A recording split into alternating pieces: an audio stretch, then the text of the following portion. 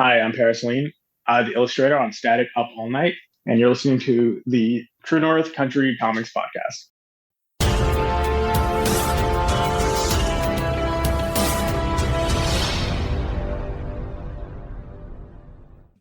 Welcome to the True North Country Comics Podcast, dedicated to promote Canadian comic book and graphic novel creators and supporters. I'm John Swinimer. On this episode, I chat with Alleyne about his new graphic novel, Static Up All Night. This podcast is available on Apple Podcasts, Google Podcasts, and YouTube. Please like and subscribe to that video channel. And if you want to help the site and the podcast, consider supporting the effort by chipping in at ko-fi.com/True North Country Comics. Your patronage is greatly appreciated. Based in Toronto, Ontario, Alleyne is an Eisner Award and Schuster Award-winning illustrator.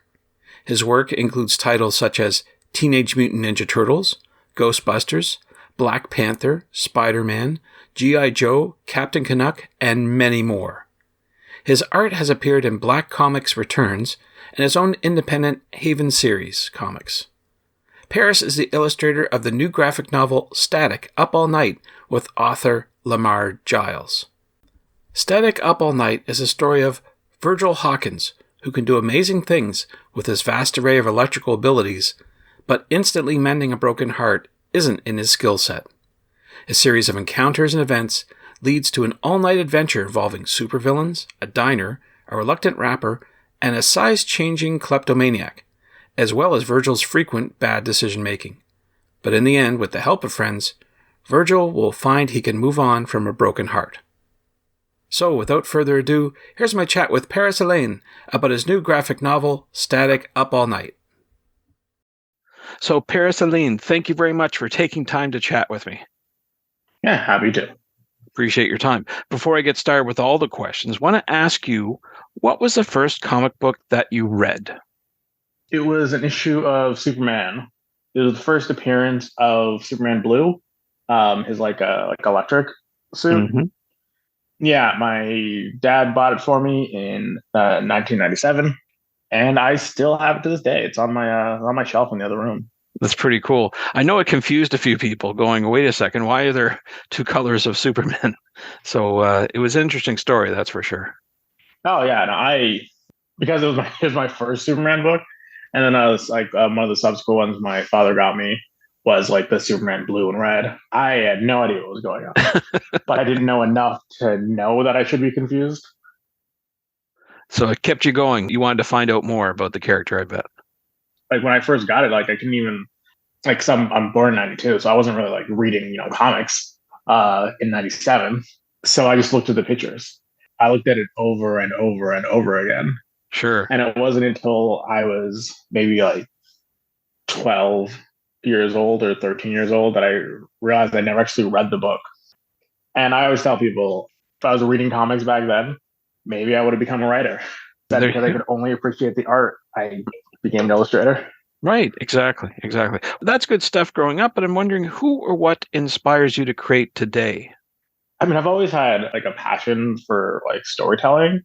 Comics is definitely my favorite medium to express that. Because like with the innovations that we've had in digital art in the last let's say 25 yeres, I feel like we're only scratching the surface and I guess what we can really do with storytelling for comics. And I know there's been like so many great stories out there, but there's so many different types of art styles. There's so many types of stories, like the genres. I'm really interested in seeing how you combine different elements to, I guess, better tell any story or better like get emotions across, better to show without telling. And I guess this like drive for like creative ingenuity kind of keeps me going. Like I'm so interested in seeing what can be done that I wake up every day try to figure out what I can do. That's cool. Good. Now, I understand you were just at New York Comic Con for the first time, and I wanted to get your impressions on that. How'd it go for you? Oh, it was great. I had a great time there. My home show is Toronto Fan Expo, so I'm really used to that show. And whereas there's very similar numbers, I was told that last year Toronto Fan Expo and New York Comic Con had the same number of people. New York is just a whole different beast. It's just wall to wall professionals and all the artists that are drawing all the books and all the writers who are writing all the books that I'm reading. They're all there. That's cool. So That's cool. yeah, it can be a bit intimidating to walk through it. And I mean, it's like I didn't know who to talk to. But you're in the big leagues now. I mean, you're doing work for DC, and you've got some great collaborators on projects. I mean, you're rubbing elbows with your colleagues there, right? Aren't you? Yeah, like there's definitely a lot of people, and we, just like based on purely online relationships, others, who I'd met before. I feel like the majority of people who I do have close relationships with, we are all part of the same generation of comic creators. And well, at New York Comic Con, it's across the board, Like there is this one artist who drew the first appearance of the spider armor, like the Spider of Steel. He was there this year and last year, and both years they just go, my poor overall already has, because again, that was another one of the books that my dad didn't even buy that for me. My dad bought it for himself. What? So it's great to see that, as well as creators like myself who are, still pretty new into the game. Sounds like it was a great event, that's for sure. Let's get talking about your latest project, your graphic novel, Static Up All Night. For those not familiar with the story, how would you describe it to someone?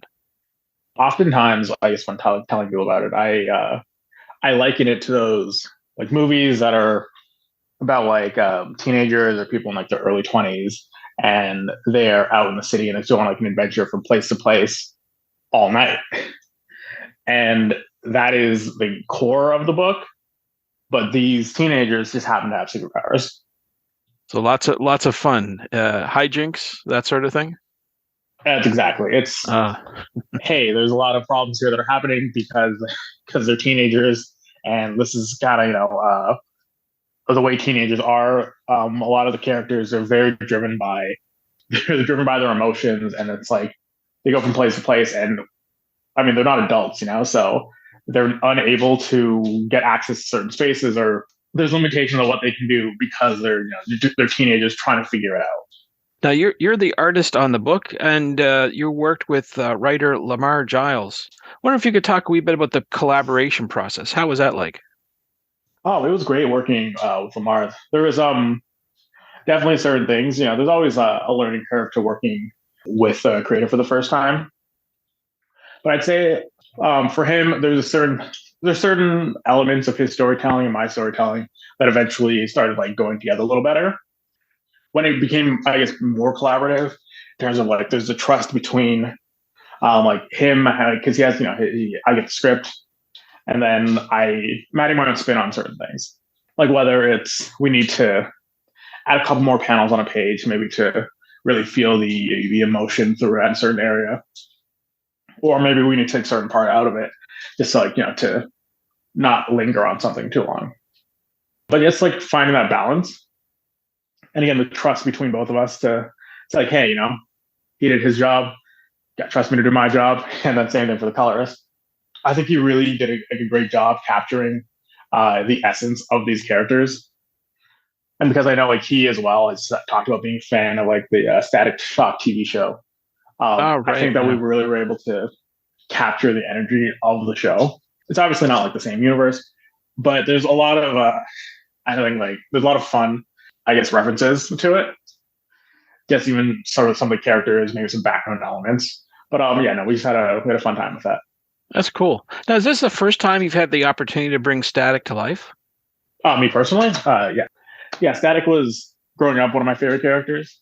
So I know, like when I first got the message about potentially working on this book, I was like super excited. I immediately jumped on it. I know when they first announced that they were bringing Static back a few years ago. Mm-hmm. Yep. I know a lot of illustrators, myself included, we all got excited because we're like, well, I want to do that. Like we know one person's going to draw it, and we all want to be that person. And for the main book, it went to Nicholas Draper-Ivey. A lot of us kind of knew. We figured it was going to go to him. So when they had the second book for like the young adult graphic novels, I jumped at the opportunity when they came to me. That's great. I mean, you don't get too many opportunities like that. That's for sure. Yeah, I mean, yeah, I was super excited. That's cool. I want to switch gears a wee bit and talk about the tools used to create your art. I remember we met up at, I think it was Mississauga Comic Expo, and you had digital drawing device. Are you still doing that? Is that your preference? Yes, I work on an iPad Pro, the largest size I have, which I think is like 12.9 inches. Because I work in the program Clip Studio, and I used to use it just on my Mac, but it essentially is exactly the same on iPad. So it just helped with the transition from the actual sitting at my desk to on my iPad, because working on a graphic novel, it's hard. Now there's a lot of pages, there's a lot of work that has to get done. Being mobile definitely helped on a lot of days where it's like, cool, I don't have to be home all day. I don't have to be Right. in the studio all day. I can take like a trip and still do some work while I'm on the way there. And you were able to get the nuances that everything you need to do in your software with the tools of the Apple Pencil and that sort of thing. Yes, I really love drawing on it. I have an easier time drawing on my iPad than I did on my Cintiq tablet, and it's like much larger than my iPad is. For some reason, the feeling like the iPad for me, it is more similar to drawing on paper, which always will be my bread and butter. That's cool. How's it working with Chip Zdarsky and Jason Lowe on the All Nighter? I know that you're wrapping up that story arc. How is that collaboration going? That project is like super easy. I really enjoy working with Jason and Chip and Allison as well. Yes. I love the team because we previously worked on Afterlift together, and at this point, there's a fluidity to it. Jason and we've worked together, and I mean like physically in the same space. Like we've been out. He has his iPad out. I have mine out. He's drawing the book. I'm coloring the book. I don't know, it's a fun process. Fun process to know like, hey, we're in this together, and I think it works well because like I know Jason's work pretty thoroughly, and Jason and he knows my work again like similarly as intimately, and it just helped because we were friends before this. I never got emails to work on these books. They were initially brought up to me because we were at a coffee shop, and Jason told me, he's like, "Oh, hey, I'm working on a project with Chip Zdarsky," and I was like, "Oh, it sounds cool." He's like, "Yeah, any chance you're free and want to hop on board?" And I mean, of course, I said yes. Sure. Yeah. That's cool. Now that the team, as you say, is gelling so well, do you think that there might be something down the road after the all-nighter finishes up that you might start again on something else? It's hard to say right now. I know because between like since Afterlift and like while working on All Nighter, Jason has just become incredibly popular. Mm-hmm. Not just for his illustration, but now for his writing as well. So like, I'd love to do more, but at the same time, I'm doing more with my illustration now versus just my coloring. So if everyone's schedules can line up, I'd love to. Maybe not for another 3 volumes like All Nighter, but Right. maybe like another like 5 or 6 issues like Afterlift. I'd always be happy with this group again. Sure. Yeah, I guess that's a challenge as you become more popular. You're getting pulled in so many directions that getting to do the stuff that you love might be more of a challenge, I guess. Yeah, exactly. I mean, I always enjoyed working with this group because it was that work that I knew I could do. It's like, not to say I can't do like other things. It's very simply, I don't go into it with any sort of hesitation.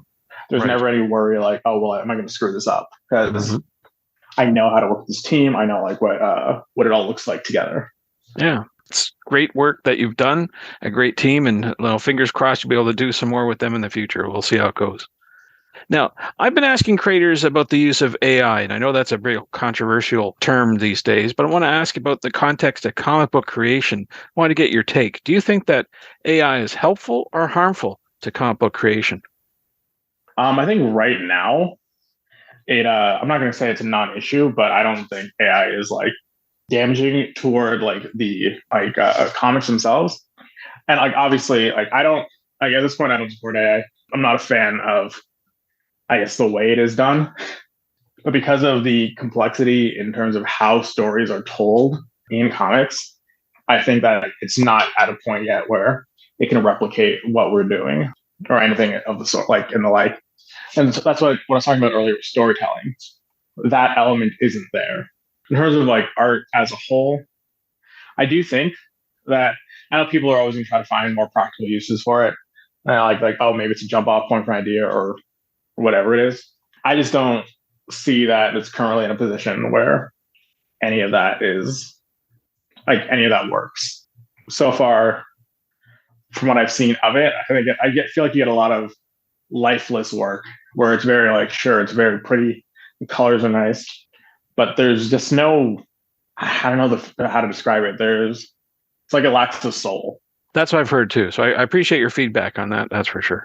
So Static Up All Night is out, and I know you've got other projects on the go. So I'm wondering, do you have a website where you recommend people go to find out about your current and your future projects? Right now, I'm still getting all my website stuff sorted. So I've been pushing people toward like my Instagram or my Twitter or X or whatever it's called. In the last few months, I know I've definitely been slacking with my social media. So it's been a lot of, hey guys, don't forget this is coming out. Cool. I'll see you in a month. Yeah, that's tough to keep on track. But when you've got all your projects in the go, another layer on top of that is to be your own hype man. And I guess that's tricky these days.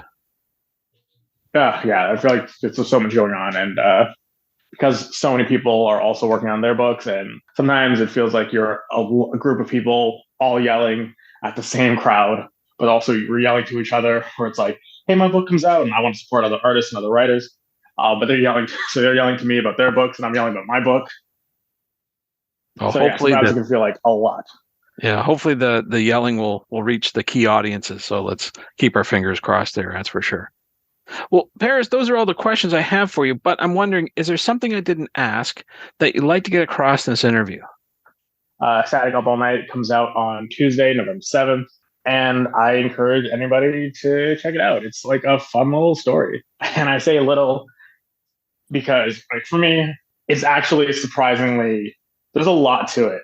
There's a story. There's even a backup in it. And I feel like more often than not, when you get a graphic novel, you're also not getting a 30-page backup story in it as well. So there's like a lot going on in it. It's a really fun book. I definitely recommend it to a lot of people, especially if they're fans of the older cartoon. This definitely fits that vibe. Thanks to Paris for the chat. You can discover more about Paris on Instagram at Paris Alleyne. That's ParisAlleyne. If you haven't done so already, please subscribe to and like this podcast on Apple Podcasts. And please check out the TrueNorthCountryComics.com website. True North Country Comics is now on YouTube. Please like and subscribe to that video channel and hit the notification button. You can find at True North Country Comics on most social media sites. Remember to send your feedback to John at TrueNorthCountryComics.com. And if you want to help the site and the podcast, please consider supporting the effort by chipping in at ko-fi.com/TrueNorthCountryComics. Your patronage is greatly appreciated. Thanks for listening, and come back soon for another episode. Bye for now. True North Country Comics Podcast is copyright True North Country Comics, copyright 2023.